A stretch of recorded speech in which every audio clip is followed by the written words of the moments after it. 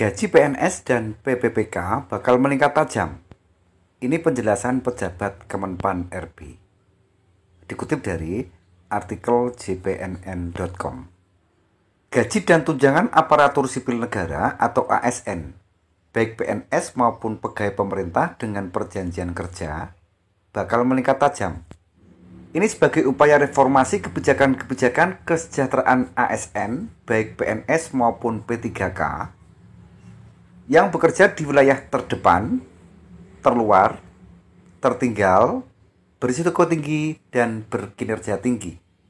Deputi Bidang Kelembagaan dan Tata Laksana Kementerian Pendayagunaan Aparatur Negara, Reformasi dan Birokrasi, adanya peningkatan mulai dari gaji, tunjangan, dan fasilitas yang diharapkan meningkatkan kinerja serta motivasi PNS serta P3K.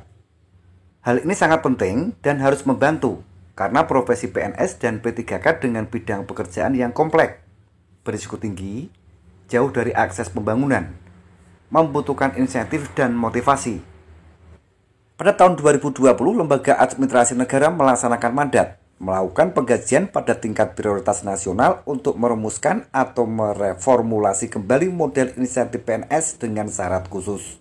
Kriteria khusus yang dimaksud adalah PNS berisiko tinggi, yaitu PNS dalam lingkungan dan situasi strategis yang memungkinkan terpapar risiko dalam bidang kerjanya, serta PNS yang melaksanakan tugas di wilayah 3T.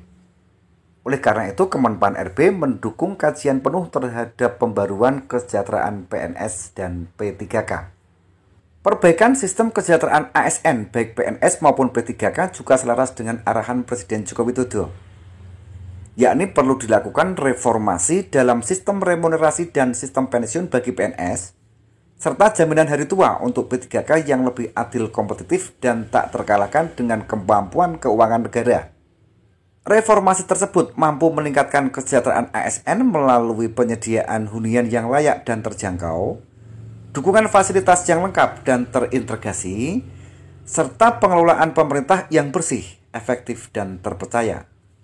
Jika dijabarkan lebih rinci, kebijakan peningkatan kesejahteraan ASN terbagi menjadi dua, yakni tunjangan dan fasilitas pensiun PNS dan jaminan hari tua P3K. Ini kebijakan yang masih dalam proses rancangan peraturan pemerintah yang masih dibahas antara Kemenpan RB, BKN, dan Kementerian Keuangan. Rini turut menyampaikan 4 gagasan dalam pelaksanaan reformasi kesejahteraan PNS dan P3K. Pertama, PNS dan PPPK ke depan adalah ASN yang berkinerja sangat tinggi. Kedua, pemerintah harus membuat reformulasi konsep kesejahteraan bagi PNS dan PPPK. Ketiga, menyusun dan mendorong konsep penggajian baru. Keempat, pemenuhan kesejahteraan PNS dan PPPK sisi non-finansial yang mencakup penugasan terarah dan berbobot, serta pengaturan kerja yang fleksibel. Kebijakan peningkatan kesejahteraan PNS dan PPPK juga memperhatikan peraturan perundang-undangan yang diatur dalam Undang-Undang ASN Nomor 5/2014 Pasal 79, 80, dan 81. Di mana gaji dan tunjangan fasilitas harus memperhatikan tunjangan yang berbasis kinerja indikator kinerja utama atau IKU. Pegawai menjadi dasar dalam melakukan reformasi kesejahteraan ASN. IKU dari ASN, PNS, dan PPPK itu merupakan hal pokok dan menjadi yang paling penting pada setiap instansi pemerintah sehingga kinerja ASN dapat terukur. Pungkas Rini.